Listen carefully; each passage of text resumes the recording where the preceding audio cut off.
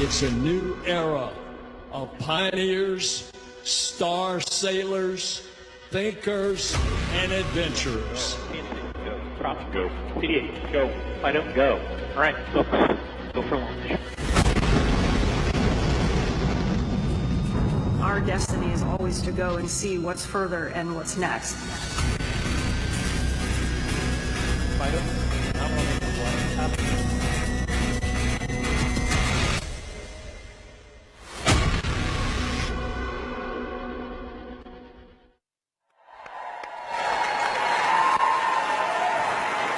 That was awesome. Good morning, and welcome to Ellington Field at NASA's Johnson Space Center in Houston. I'm Joe Acaba. Thank you. I'm Joe Acaba, Chief of NASA's Astronaut Office, and I'm joined by Norm Knight, Director of NASA's Flight Operations Directorate. We're here today with a mission to introduce the world to the crew of Artemis II. 4 names, 4 explorers, 4 of my friends answering the call to once more rocket away from Earth and chart a course around the moon. Well, Joe, I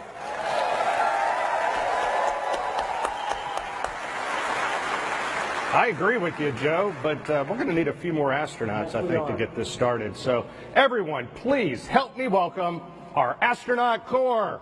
Yeah.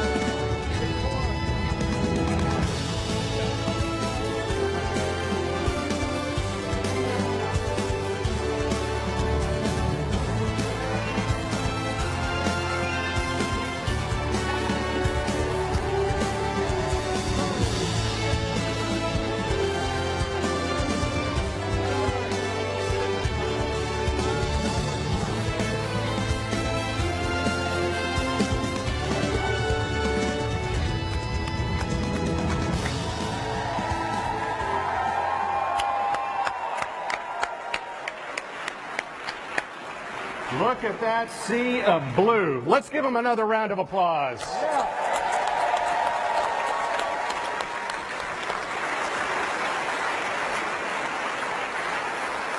Our mission calls for 4 names. It's difficult to pick just 4 from a group that by its very definition attracts the best and the brightest that humanity has to offer. The astronaut corps, our entire astronaut corps, will be the forerunners as humanity looks to find its place among the stars. So that while we may be recognizing 4 individuals today, I want to thank the entire astronaut corps for their dedication and sacrifice as we ask them to strap into our current and future spacecraft, take those next steps to do the things that are hard so that others might follow behind them.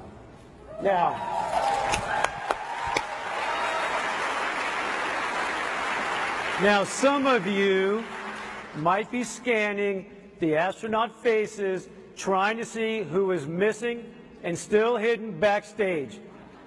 Well, know this, your Artemis II crew members are already here in the room with you.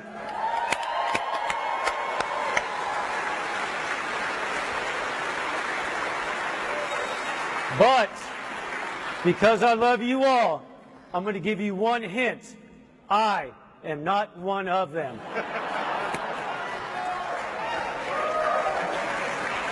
Don't be so happy about that. With Artemis 1, we set out to prove that the hardware was ready. The SLS was prepared to launch our astronauts skyward. That Orion was equipped to carry them to the moon and back safely again. Artemis 1 was a resounding success, and Artemis 2 will leverage that by putting humans in the loop, executing operations in the critical path, leading to new footprints on the lunar surface.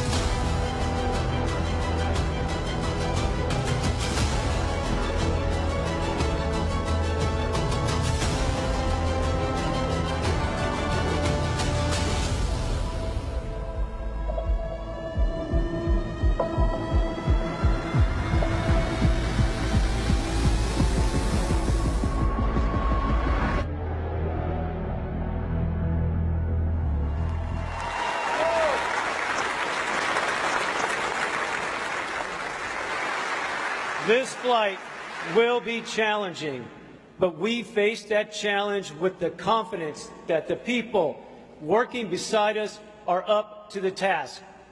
Houston is home for us, and it's where we'll plan, train, and ultimately fly the Artemis II mission. To give us a proper Houston welcome, please join me in bringing out JSC Center Director Vanessa White.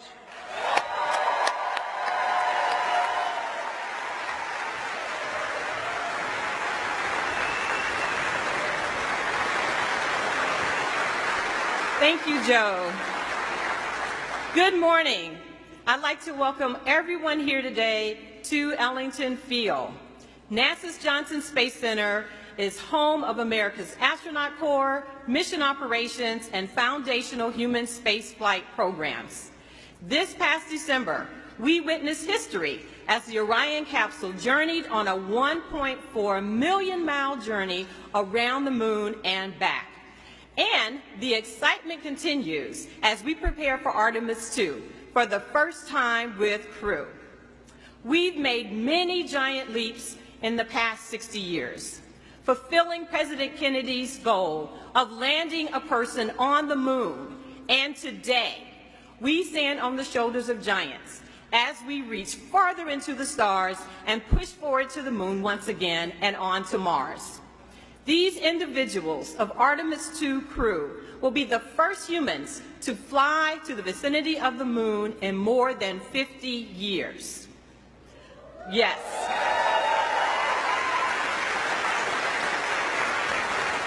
I'd like to take a moment to recognize those who paved the way, our Apollo legends, who are with us via the NASA Alumni League. Will you please wave?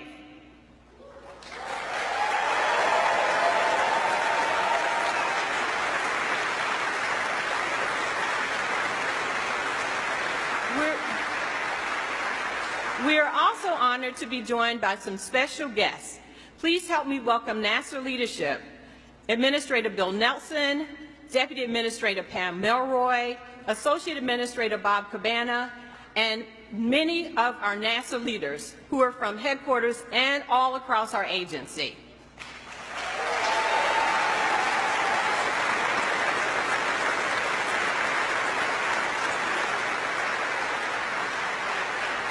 We're also pleased to be joined by the international community.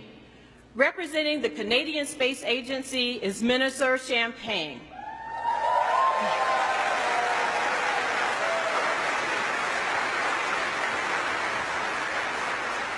Through our international partnerships under Artemis, we're building a global alliance that explores deep space for the benefit of all. I'd also like to welcome the following elected officials: Senator Ted Cruz, Congresswoman Sheila Jackson-Lee, Congressman Brian Babin, Congresswoman Lizzie Fletcher, the Comptroller of Texas, Glenn Hager, the Mayor Pro Tem of Houston, Dave Martin, and many other elected officials. Thank you.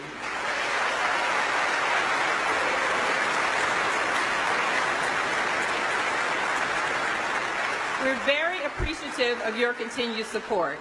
Last but certainly not least, I'd like to give a shout out to the NASA workforce and all of those across the agency who came together to make this a very exciting moment and this moment in history happen. So thank you to our workforce.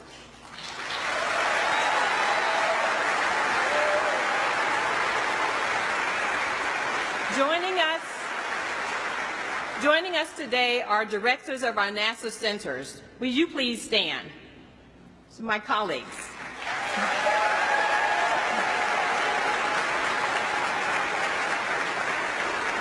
This mission represents the culmination of years of hard work and dedication by NASA and its partners. This is an exciting time for those working on the International Space Station, commercial crew, commercial LEO destinations, as we continue using those platforms and conduct deep space exploration with the Orion, Gateway, Human Landing System, and EVA programs. Together, our team of civil servants and contractors are enabling the success of the Artemis program. And this is only the beginning. For the students with us today from Houston and Clear Creek Independent School Districts and those watching, you are the future explorers, the future scientists, engineers, inventors, and mathematicians of the Artemis generation.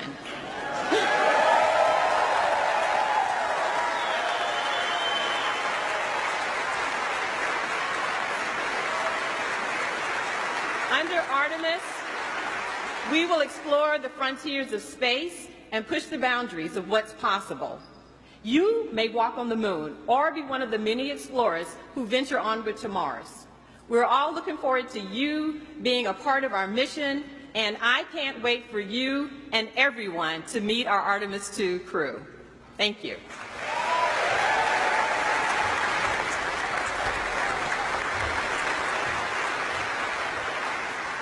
The Artemis program is guided by decades of experience from sending humans to outer space. We're building new rockets, new spacecraft, new communication systems, and new ways to operate in deep space. But it isn't the technology that is changing. We've also learned that in order to go farther, we have to go together. Please join me in welcoming Minister François-Philippe Champagne. He's with us here from Canada, one of our steadfast partners in human spaceflight, ready to send one of their own to the moon. Thank you very much.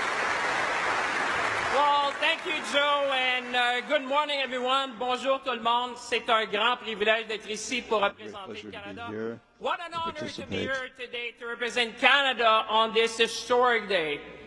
In his recent visit to Ottawa, President Biden said this: Canada and the U.S. can do big things because we do them together. And indeed,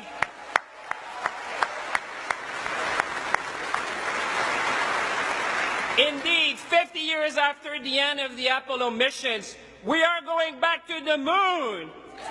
Back to the moon. Think about that for a moment. The moon. As minister responsible for the Canadian Space Agency, I know Canadians could not be more proud. Proud to have for the first time a Canadian astronaut who will travel to deep space as part of the Artemis II mission. Proud that we will be contributing to the future of the Lunar Gateway with the unique Canadian innovation, Canadarm3. Proud that Canada will design, build, and operate a lunar utility vehicle to support operations on the lunar space. And proud of the 60-year plus of collaboration between NASA and the Canadian Space Agency, a partnership which is fueled by bold initiatives and scientific excellence. And most importantly, Canadians could not be more proud to share this moment with our American partners and friends which are here today in Houston.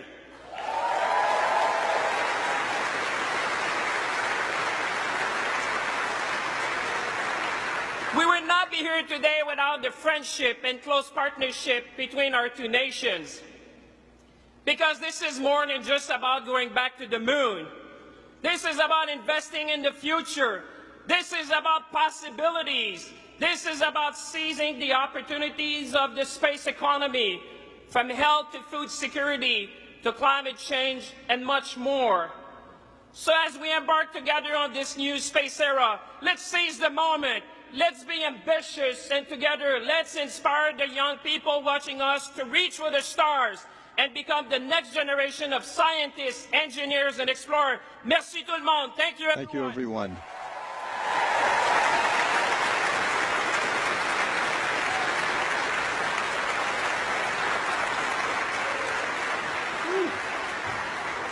He pumped me up. That was nice. Next up is a group of people who need little introduction. Our agency leaders who know firsthand what it takes to fly in space. Please join me in welcoming NASA Administrator Bill Nelson, Deputy Administrator Pam Melroy, and Associate Administrator Bob Cabana.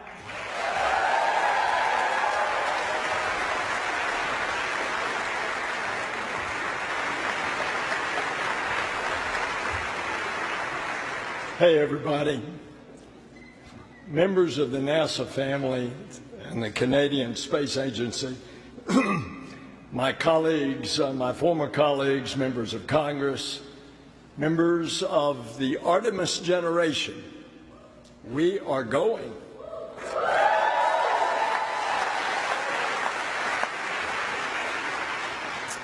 Pam, Bob, and I operate as a team, as a crew. And we are here today to introduce you to the crew that will launch next year, 2024, to another celestial body. The largest, most powerful rocket in the world is going to propel them onward and upward into the heavens.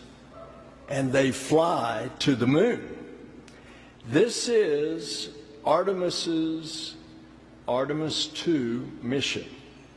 It's a mission that is significant in many ways.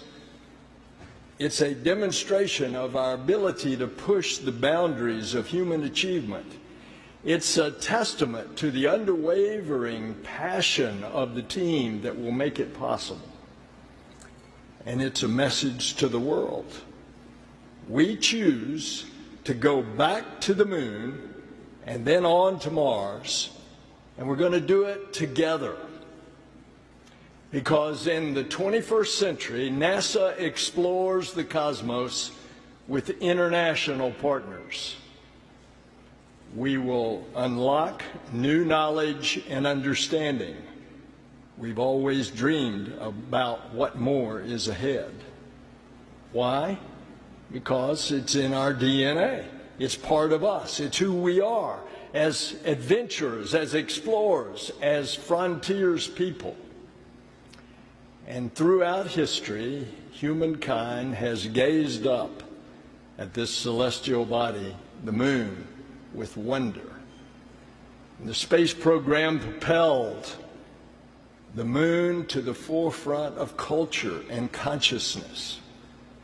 It galvanized a historic effort that we are now the stewards of. The moon is a symbol of our can-do spirit. And over the course of the Artemis missions, the first woman and the first person of color will take giant leaps on the lunar surface. It's been more than a half-century since astronauts journeyed to the moon. Well, folks, that's about to change. The mission to the moon will launch 4 pioneers, but it will carry more than astronauts.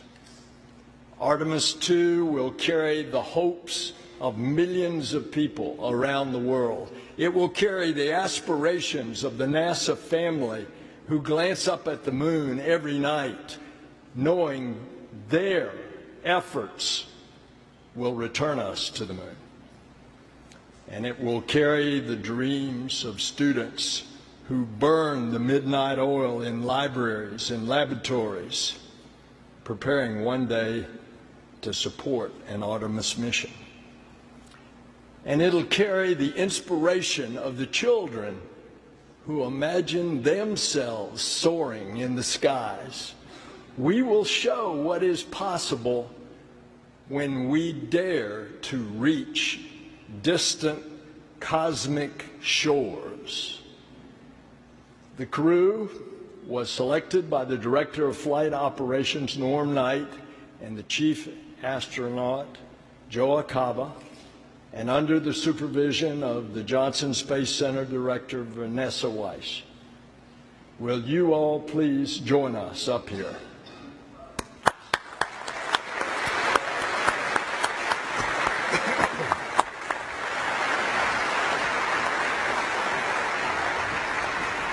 And I want to acknowledge again our Canadian partners, Minister Champagne, Francois Philippe. Will you please come up, please?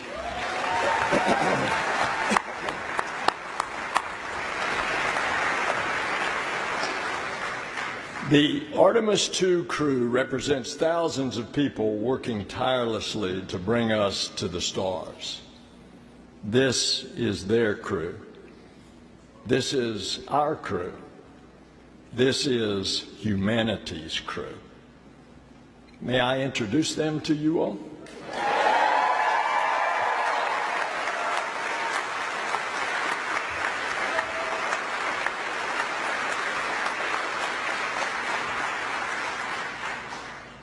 She's an engineer who got her start at Goddard and is no stranger to breaking records, logging the longest continuous space flight ever by a woman, your mission specialist, Christina Hammett-Koch.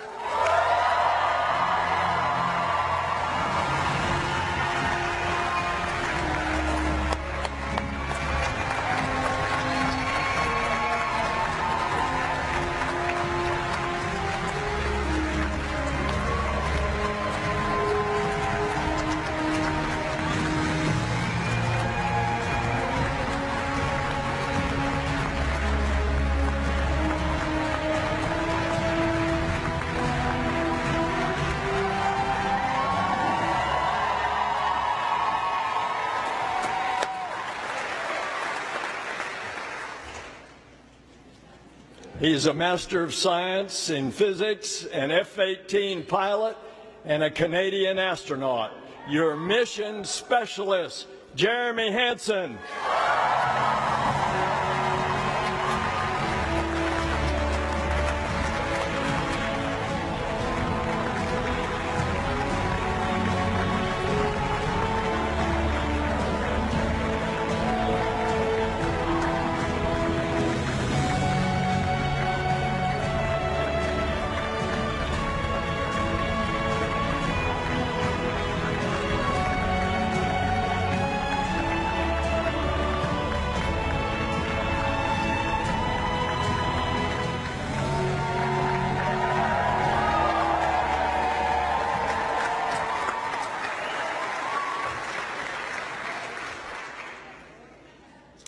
He's a naval aviator and test pilot that's flown over 40 different aircraft, most recently the first operational commercial crew mission.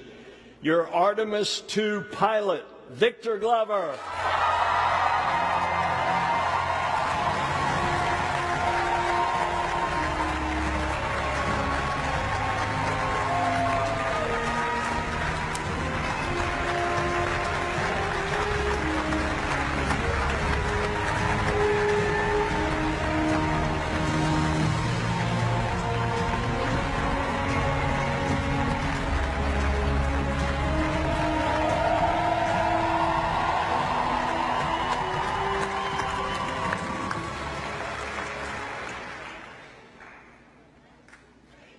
He's a decorated naval aviator, test pilot, and leader of the highest character. Your Artemis II commander, Reed Wiseman.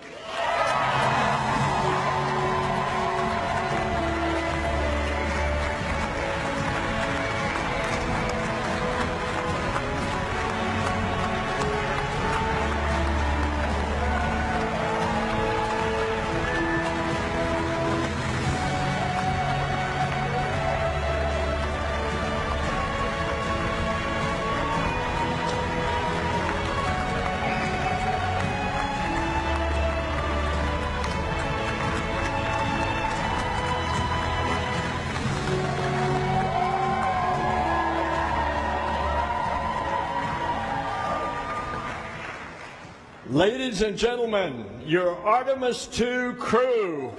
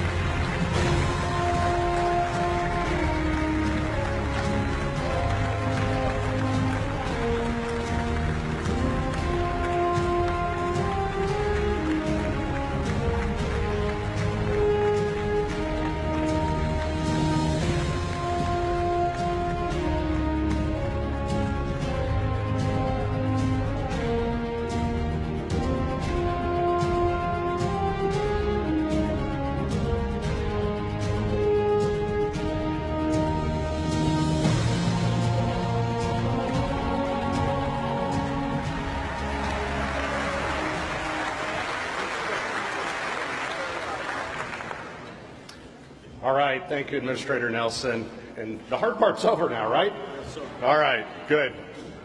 Well, Reed, Victor, Christina, and Jeremy, I am so proud to have you four standing here in this moment. You are the right crew for this mission. You are the future of Artemis, and it looks bright with you at the controls. As head of flight operations, I have the privilege of getting to know each and every astronaut. The best part of my job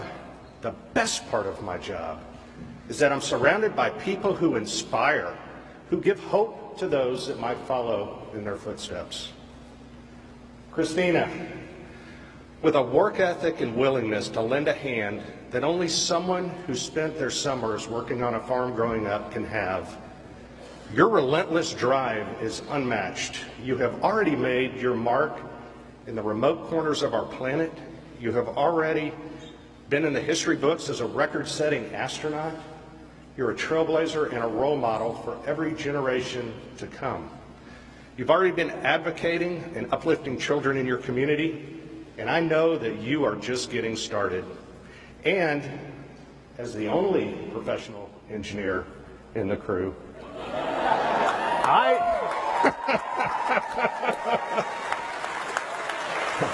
I know who Mission Control will be calling on when it's time to fix something on board. So we appreciate you.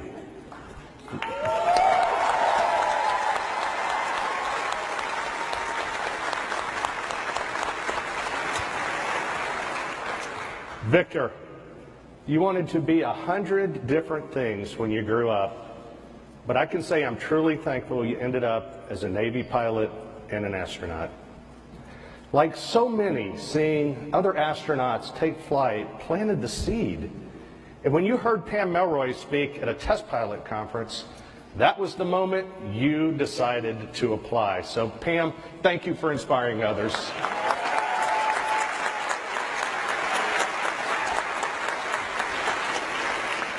Victor, you were the first person in your family to graduate from college.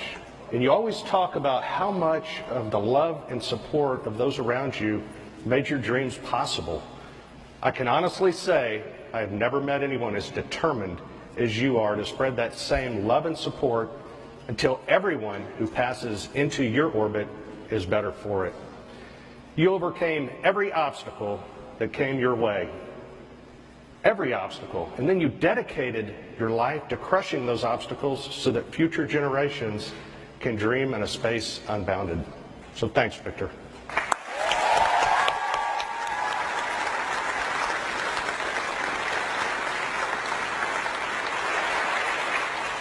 And finally, read and explore from the beginning. The forest of your youth might be smaller than the frontier that you're heading for now, but this was always you. It's what you were meant to be. You said for a time you wanted to be a train engineer, but I don't think trains go quite as fast as you need them to, so I wish the Reed of your youth, the ones that, that you're dealing with bullies, dealing with the uncertainties of growing up, could meet you now. Meet the Reed who took his first jet for a spin and knew he was meant to soar across the skies. The Reed who found a home and family in the Navy and here at NASA. The Reed who led our astronauts into a new era of space exploration. And the Reed who will lead Artemis II from the Earth to the Moon and safely back home again.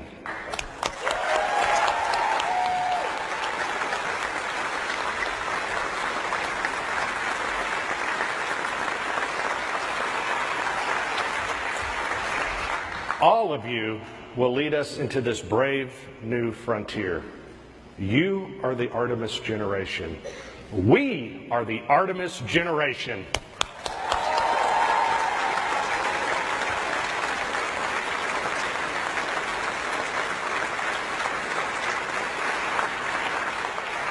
And with that, I will hand it back over to our neighbors to the north to talk about Jeremy, who will take his own place in history.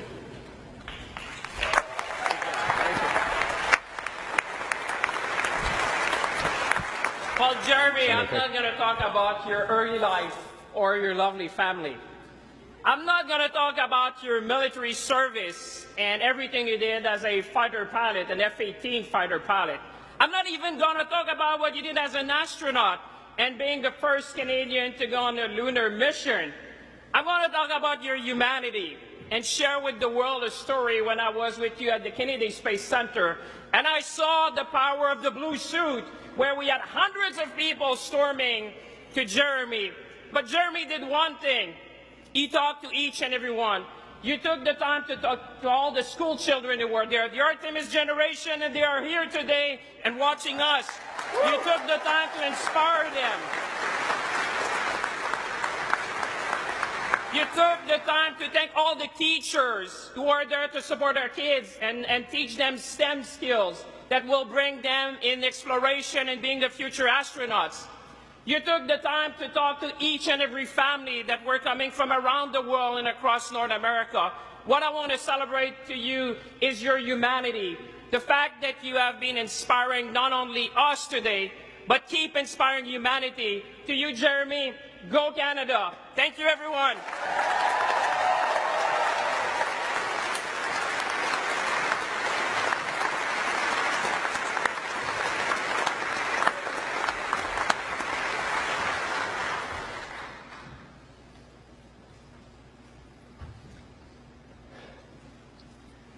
So here we have it. Reed, Victor, Christina, and Jeremy. Each of these adventurers has their own story, but together they represent our creed, e pluribus unum, out of many, one. This is the power of space. This is the power of our space program. It unites people. It brings them together. It brings parties together to explore, to discover, to dream. Together we will usher in a new era of exploration for a new generation of star sailors and dreamers, the Artemis generation. Together we are going to the moon, to Mars, and beyond.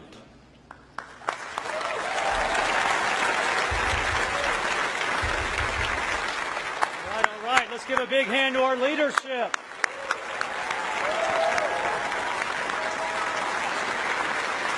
All right, you've heard from us, so now it's time to hear from your crew. I'm going to clear the stage, and I'm going to turn things over to our Artemis II commander, Reed Wiseman.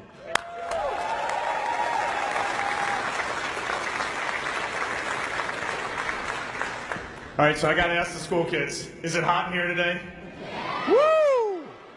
All right, and I don't think that in my 14 years at NASA, we've had this many astronauts in one place at one time. I'm losing my voice. We're having so much fun backstage. It is great to see this diverse international group. Awesome to be here with you guys. Woo! I'm going to hand it over to the gentleman to my right here, Victor Glover, who has become, in the last few years, an amazing mentor to me. I didn't ask for it. He didn't ask for it. It just happened that way. One of the best leaders I know, one of the best dads, husbands, and friends, and one of the most talented aviators I've ever met. Victor Glover.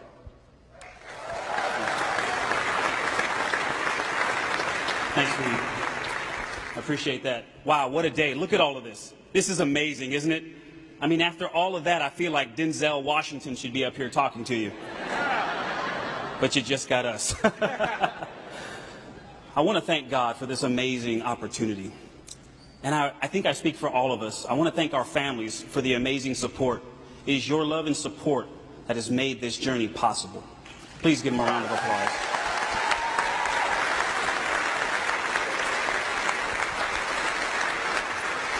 And to all of the folks who made this celebration possible, thank you for your hard work. They're the real ones in here sweating with all of us. But this is a big day. We have a lot to celebrate. And it's so much more than the 4 names that have been announced. We need to celebrate this moment in human history. Because Artemis II is more than a mission to the moon and back. It's more than a mission that has to happen before we send people to the surface of the moon. It is the next step on the journey that gets humanity to Mars. Yeah, you can clap for that. That's good. And this crew will never forget that.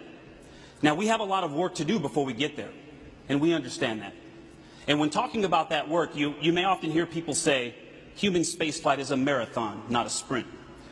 But we have watched the people that work so hard to make our mission possible, and I can tell you, it is a series of sprints. That's called a relay race. Human spaceflight is like a relay race. And that baton has been passed generation to generation, and from crew member to crew member. From the Gemini, Mercury, Gemini, Apollo, Soyuz, Skylab, Mir, the Shuttle, International Space Station, commercial crew, and now the Artemis missions. And we understand our role in that. And when we have the privilege of having that baton, we're going to do our best to run a good race to make you proud. I pray that God will bless this mission, but I also pray that we can continue to serve as a source of inspiration for cooperation and peace, not just between nations, but in our own nation. Thank you, and God bless us all.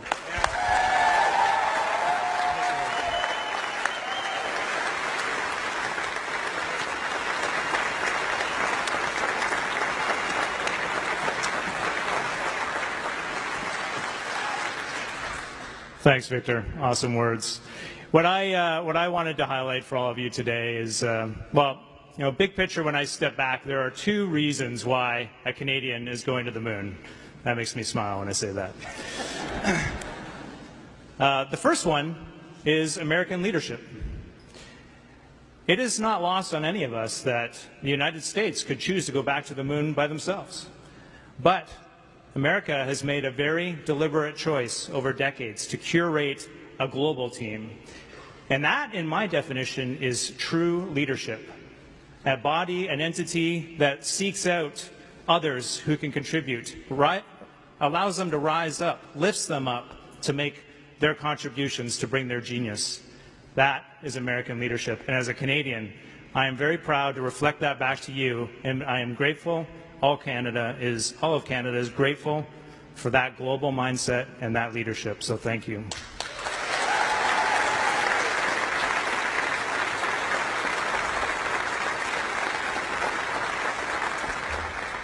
The second reason is Canada's can-do attitude. Yeah.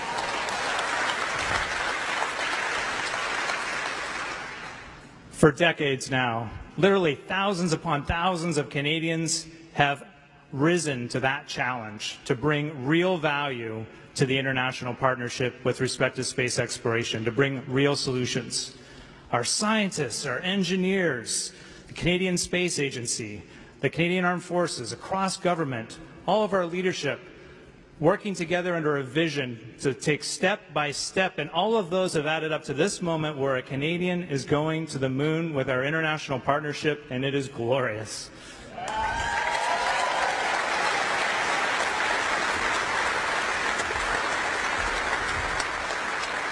So at the end of it all, I am left in awe of being reminded what strong leadership, setting big goals with a passion to collaborate and a can-do attitude can achieve. And we are going to the moon together. Let's go.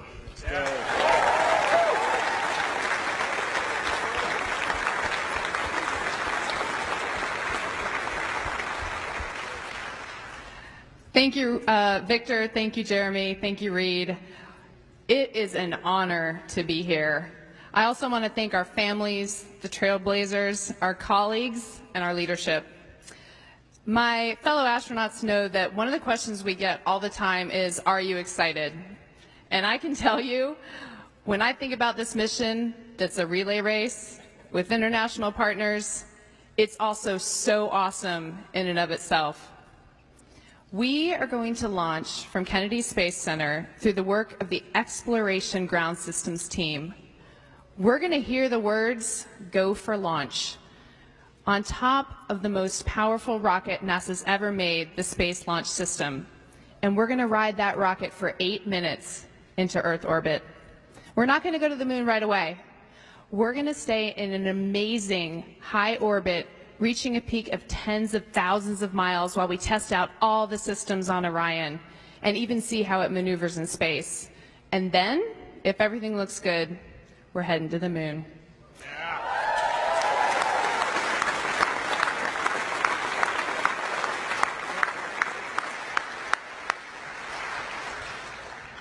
It will be a 4-day journey, going 250,000 miles, continuing to test out every bit of Orion, going around the far side of the moon, heading home, going through the Earth's atmosphere at over 25,000 miles per hour, and splashing down in the Pacific. So, am I excited? Absolutely.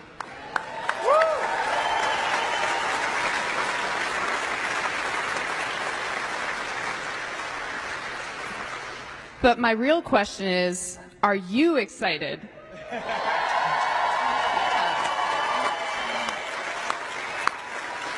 I see you. And I ask that because the one thing I'm most excited about is that we are going to carry your excitement, your aspirations, your dreams with us on this mission. Artemis II, your mission.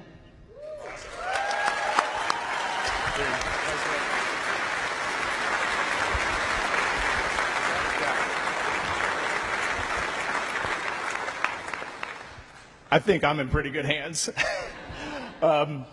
Victor, Jeremy, Christina, thank you guys for those words. Absolutely awesome. We're just going to close. The crew would not close without just saying thank you. That is thank you to the NASA workforce. Thank you to our industry partners. Thank you to the Canadian Space Agency, everyone in Europe that's working for this. We got people in Airbus working our European service module. This is a global effort, Artemis II, and it's only going to get larger with Artemis 3 and beyond as we get private spaceflight involved. SpaceX is building our lander for Artemis 3. So to the NASA workforce, to our program managers, our center directors that are here, the amazing political support that we feel right now to bring our country together, to bring our entire world together to go explore, to get to Mars and beyond. We say a huge thank you. To the astronauts that are over here, a huge thank you. You are our friends, you are our families, you're our colleagues, and I do want to highlight right now there are 7 folks on the International Space Station. Where's Joel? On Joel's International Space Station, orbiting our planet right now. 3 cosmonauts 3 Americans and an Emirati from the United Arab Emirates.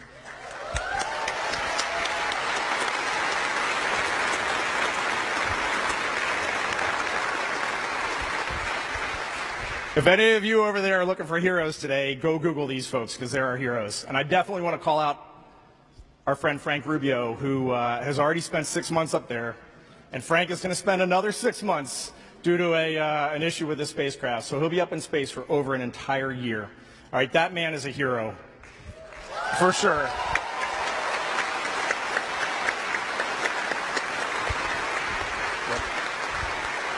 And then Frank Rubio leads me to Deb Rubio, his wife, and his 4 kids.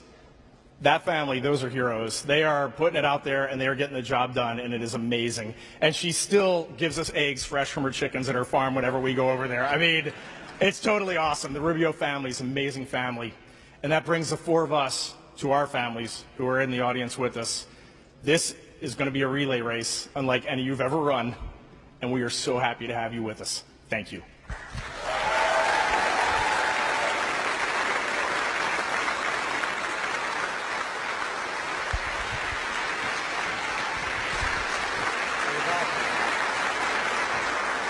Got more you want to say, Reed? There's 3 words that we keep saying in this Artemis program. We are going, and I want everybody to say it on 3. 1, 2, 3. We are going. We're going.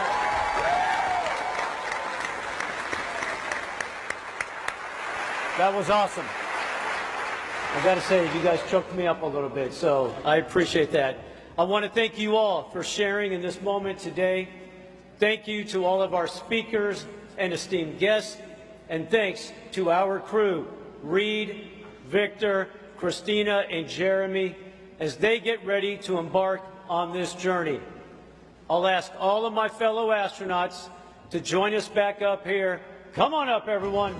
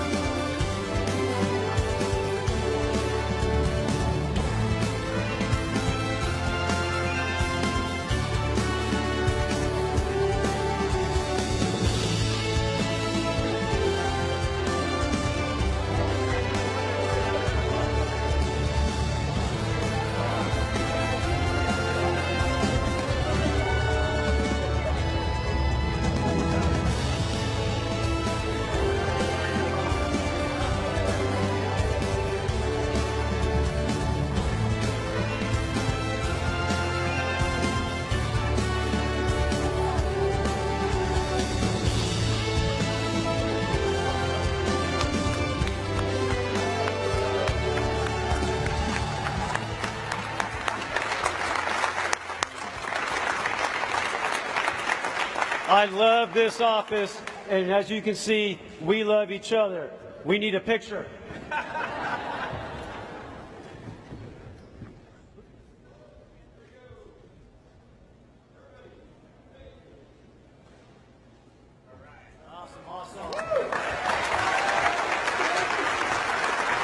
One of our colleagues in space right now, Steve Bowen, likes to say human spaceflight is the ultimate team sport. When these four fly around the moon, they won't be doing it alone. They're part of a team of astronauts, engineers, scientists, trainers, a team of support working around our country and around the globe, ready day and night. So we'll cheer them on. We will help them carry the incredible weight, and it's a heavy one, now laid on their shoulders, because we go together for all humanity. Thank you.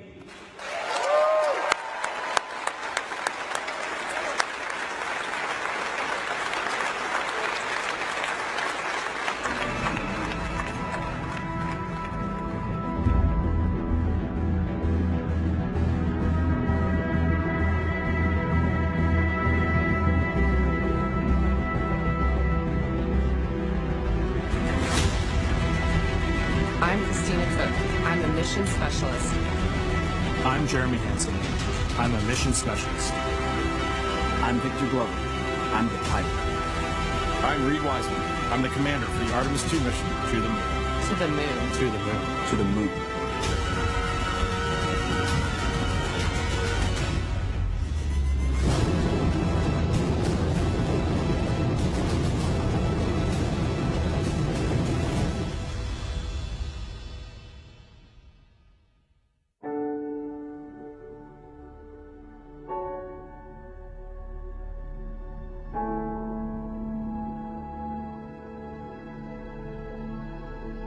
When I was young, I had a poster of the Earthrise picture, the famous picture that was taken on Apollo 8.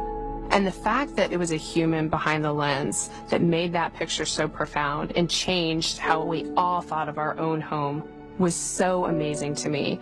The moon is not just a symbol of thinking about our place in the universe. It's not just a symbol of exploration. It's actually a beacon for science. It's a beacon for understanding where we came from. You know, pushing ourselves to explore is just core to who we are. It's a part of being a human. That's our nature. We go out there and we explore to learn about where we are, why we are, understanding the big questions about our place in the universe. The exploration we're doing is the first few steps on the path of getting humans to Mars. The Artemis campaign of missions have set such an ambitious goal for humanity that it's inspiring contributions from around the globe. Not just one nation is inspired and moved by this, but nations from around the globe are coming together. When I look at the Artemis II crew with Victor, Christina, and Jeremy, they want to go do this mission. They are keenly driven. They are humble to a fault. It is so cool to be around them. Artemis II is a huge mission, but I hope we will look back and realize that this was one tiny step in humans on Mars and a sustained presence on our moon. Artemis II will be NASA's first crewed flight test of the Space Launch System rocket and Orion spacecraft around the moon. To verify today's capabilities for humans to explore deep space and pave the way for NASA's long-term human and scientific presence on the lunar surface. We are ready. We are going to the moon for all humanity. We are Artemis. –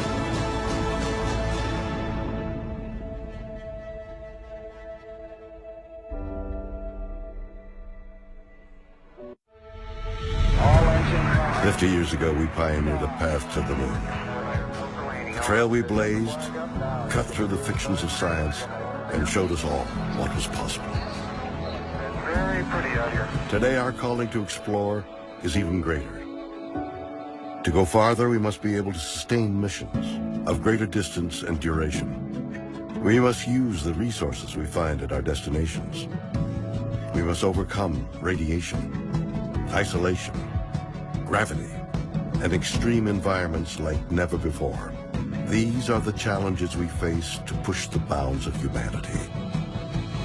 We're going to the moon to stay by 2024, and this is how.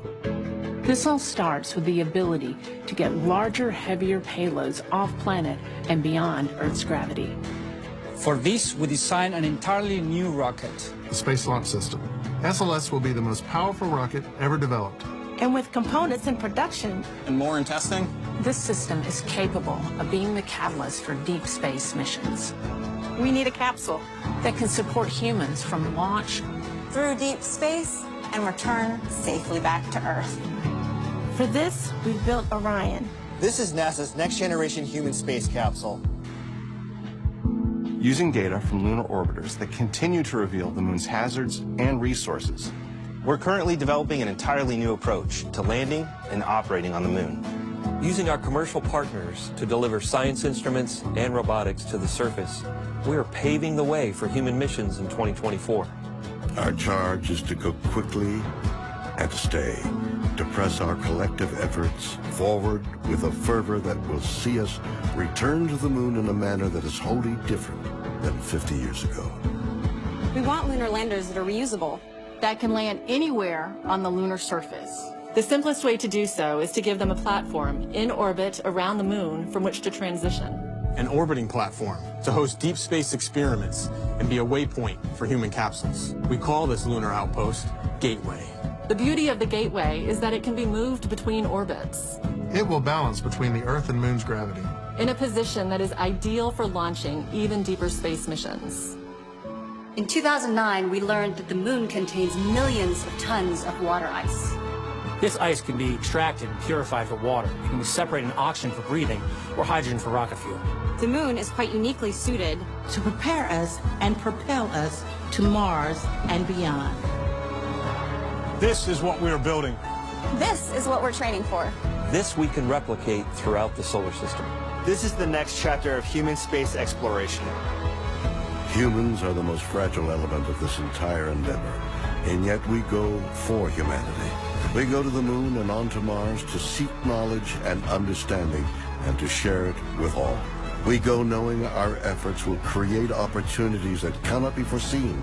We go because we are destined to explore and see it with our own eyes. We turn towards the moon now, not as a conclusion, but as preparation, as a checkpoint toward all that lies beyond. Our greatest adventures remain ahead of us. We are going. We're going. We are going. We are going. We're going.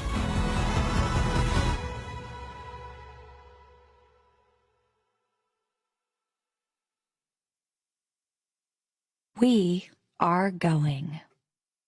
The history of this agency is marked with broken barriers, once viewed as impossible.